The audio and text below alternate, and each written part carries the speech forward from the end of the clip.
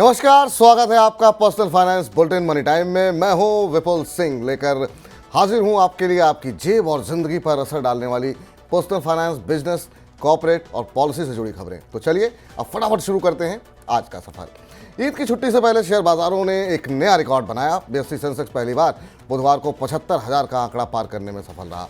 BSE Sensex 354 अंक की बढ़त के साथ अपने अब तक के उच्चतम स्तर 75,038 अंक पर बंद हुआ। NSE निफ्टी भी 111 अंकों की बढ़त के साथ 22,753 अंक के अब तक के उच्चतम स्तर पर बंद हुआ। मुख्य रूप से FMCG, पावर और स्टील शेयरों में बढ़त से बाजार के अंदर तेजी देखने को मिली है। सेंसेक्स में शामिल ITC, Kotak Mahindra Bank, Bharti Airtel, Bharatiya State Bank, Asian Paints, Tech Mahindra, Reliance Industries और नेस्ले प्रमुख रूप से बढ़त के साथ बंद हुए। नुकसान में रहने वाले शेयरों में Maruti, HDFC bank, Larsen and Toubro, Mahindra and Mahindra शामिल रहा। शेयर बाजार की ही तरह सोने ने भी आज एक नया रिकॉर्ड बनाया है। वैश्विक बाजारों में मजबूती के रुख के बीच बुधवार को दिल्ली सराफा बाजार में सोना पहली बार 72,000 रुपये प्रति 10 ग्राम के स्तर पर पहुंच गया। आज सोने की कीमत में 160 रुपये प्रति 10 ग्राम की मजबूती रही। चांदी की कीमत भी 200 रुपये की तेजी के साथ 84,700 रुपये प्रति किलोग्राम की नई रिकॉर्ड ऊंचाई पर पहुंच गई। अंतर्राष्ट्रीय बाजार में हाजिर सोना $2,356 प्रति औंस पर, जबकि चांदी $28.10 प्रति औंस पर कारोबार कर रही है। सुरक्षित निवेश के लिए ऊंची मांग बनी रहने से सोने की कीमतों में लगातार तेजी जारी है। नेशनल स्टॉक एक्सचेंज ने निवेशकों को एक डीप फेक वीडियो के बारे में सावधान किया है। इस वीडियो में NSE के CEO आशीष कुमार चौहान कुछ शेयरों की सिफारिश करते हुए नजर आ रहे हैं। NSE ने कहा है कि टेक्नोलॉजी का दुरुपयोग करके बनाए गए कुछ निवेश और सलाह संबंधी ऑडियो वीडियो क्लिप में आशीष चौहान के चेहरे और आवाज के साथ NSE के लोगों का भी इस्तेमाल किया गया है। NSE ने निवेशकों को आगाह किया कि वे ऐसे ऑडियो और वीडियो पर विश्वास न करें और ऐसे फर्जी वीडियो से सावधान रहें। NSE ने भी कहा कि उसके कर्मचारी किसी भी स्टॉक की सिफारिश करने या उन शेयरों में सौदे करने की सलाह देने के लिए अधिकृत नहीं है। वोडाफोन आइडिया के निवेशकों को भारी नुकसान हो सकता है। ब्रोकरेज फर्म CLSA ने वोडाफोन आइडिया के शेयरों में बड़ी गिरावट आने की आशंका जताई है। ब्रोकरेज फर्म का कहना है कि कंपनी के ग्राहकों में हर महीने लगातार गिरावट देखी जा रही है। ऐसे में इसके शेयरों की कीमत 60% से ज़्यादा की गिरावट के साथ 5 रुपये के भाव पर आ सकती है। वोडाफोन आइडिया के शेयरों का कवरेज करने वाले 17 एनालिस्ट में से किसी ने भी इसे खरीदार करने की सलाह नहीं दी है। पिछले 12 महीनों में 17 लाख ग्राहकों ने वोडाफोन आइडिया का साथ छोड़ दिया है। और अब खबरें जरा स्टार्टअप से जुड़ी हुई। पहली बार भारत में यूनिकॉर्न की संख्या घटी है। $1 अरब से अधिक मार्केट कैप वाले स्टार्टअप को यूनिकॉर्न कहा जाता है। रून ग्लोबल यूनिकॉर्न इंडेक्स 2024 के मुताबिक भारत में यूनिकॉर्न की संख्या घटकर के 67 हो गई है। एक साल पहले इनकी संख्या 68 थी। हालांकि भारत ने दुनिया भर में यूनिकॉर्न का तीसरा बड़ा केंद्र होने का रुतबा बरकरार रखा है। 703 यूनिकॉर्न के साथ अमेरिका टॉप पर है। इसके बाद चीन का नंबर है। चीन में यूनिकॉर्न की संख्या 340 है। यात्रियों को इन गर्मियों के लिए घरेलू उड़ानों के लिए अधिक भुगतान करना पड़ सकता है। विस्तारा एयरलाइन की उड़ानें रद्द होने और यात्री मांग में मजबूती बनी रहने से हवाई किरायों में 20 से 25% की बढ़ोतरी पहले ही हो चुकी है। विशेषज्ञों के मुताबिक गर्मी के मौसम में हर साल हवाई यात्रा की मांग अधिक रहती है, लेकिन इस साल एयरलाइन कंपनियां मांग के अनुरूप क्षमता बढ़ाने में कई चुनौतियों से जूझ रही हैं। टाटा समूह की विस्तारा एयरलाइन की 10% दैनिक उड़ानें रद्द होने से हवाई किराया पहले ही बढ़ गया है। इसके अलावा ईंधन की बढ़ती लागत के कारण ग्रीष्मकालीन यात्रा की बढ़ती मांग ने भी किराया बढ़ाने में प्रमुख भूमिका निभाई है। मारुति सुजुकी ने अपने ग्राहकों को बड़ा झटका दिया है।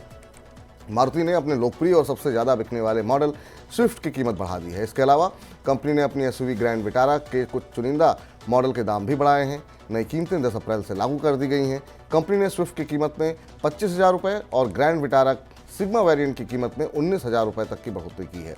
महंगी कमोडिटीज़ की वजह से कंपनियों की उत्पादन लागत बढ़ी है, जिसकी वजह से कंपनी ने दाम बढ़ाने का फैसला लिया है। भारत में टेस्ला की कारें बनाने में मुकेश अंबानी की कंपनी रिलायंस मददगार हो सकती है। टेस्ला भारत में अपना मैन्युफैक्चरिंग प्लांट लगाने के लिए रिलायंस इंडस्ट्रीज के साथ बातचीत कर रही है। दोनों कंपनियों के बीच में पिछले 1 महीने से बातचीत चल रही है। अगर बातचीत सफल होती है तो इसके साथ ही रिलायंस इंडस्ट्रीज की ऑटोमोबाइल सेक्टर में एंट्री हो जाएगी। इससे पहले JSW ग्रुप ने MG मोटर के साथ मिलकर के ज्वाइंट वेंचर बनाया है, जो कि इलेक्ट्रॉनिक वाहनों को बढ़ावा देगा। भारत इलेक्ट्रिक वाहनों के लिए तेजी से विकसित होता बाजार बन रहा है, इसलिए अब रिलायंस भी इस कारोबार में उतरने की योजना बना रही है। टेस्ला के साथ रिलायंस के गठजोड़ से भारत के इलेक्ट्रिक वाहन बाजार में बड़ी उथल पुथल मचने की संभावना है। OnePlus स्मार्टफोन, टैबलेट और वेयरेबल्स खरीदने वालों के लिए एक ज़रूरी खबर। 1 मई से आंध्र प्रदेश, तेलंगाना, तमिलनाडु, कर्नाटक, महाराष्ट्र और गुजरात में OnePlus डिवाइस की बिक्री 4500 से ज़्यादा रिटेल स्टोर्स पर बंद होने वाली है। प्रॉफिट मार्जिन घटने, क्लेम प्रोसेसिंग में देरी होने और बंडलिंग स्कीम के विरोध में स्टोर संचालकों ने 1 मई 2024 से वन प्लस उत्पादों की बिक्री रोकने की घोषणा की है। स्टोर संचालकों का आरोप है कि वन प्लस उत्पादों पर बहुत कम मार्जिन की वजह से उन्हें अपना कारोबार चलाना मुश्किल हो रहा है। और अब चलते चलते आईपीओ अपडेट। कपड़ा कंपनी रघुवीर एक्जिम लिमिटेड ने आईपीओ से धन जुटाने के लिए सेबी के पास दस्तावेज जमा कर दिए हैं। आईपीओ से जुटाई गई राशि का इस्तेमाल विस्तार योजनाओं के लिए किया जाएगा। इस साल अब तक 30 से अधिक कंपनियों ने सेबी के पास आईपीओ दस्तावेज दाखिल किए हैं। 2023 की तरह 2024 में भी आईपीओ बाजार में गतिविधियां तेज रहने की उम्मीद की जा रही है। तो ये थी आज की प्रमुख खबरें। अब वक्त हो गया है आप सभी से विदा लेने का। अब आपसे मुलाकात होगी शुक्रवार को। पर्सनल फाइनेंस से जुड़ी खबरों को पढ़ने, सुनने और उनसे जुड़े खास कार्यक्रमों को देखने के लिए आप मनी9 के सुपर ऐप को जरूर डाउनलोड कर लें। जानना है तो देखिए, समझना है तो सुनिए, सीखना है तो पूछिए और कमाना है तो खरीदिए। जानकारी, सलाह और निवेश सब एक ही सुपर ऐप पर। पैसे का सवाल है तो जवाब है मनी9। आजादी पैसे की, अभी डाउनलोड करें। और अब आप मनी9 के पर्सनल फाइनेंस ऐप पर कोई भी पर्सनल फाइनेंस से जुड़ा हुआ सवाल पूछ सकते हैं। आपको शेयर बाजार के बारे में जानकारी चाहिए, म्यूचुअल फंड के बारे में जानकारी चाहिए, टैक्स के बारे में कोई सुझाव है, आपका कोई सवाल है, तो सीधे अपने एक्सपर्ट से आप पूछ सकते हैं सवाल, कहीं भी कभी भी, सिर्फ मनी9 पर। नमस्कार दोस्तों, मैं हूं संतोष सिंह।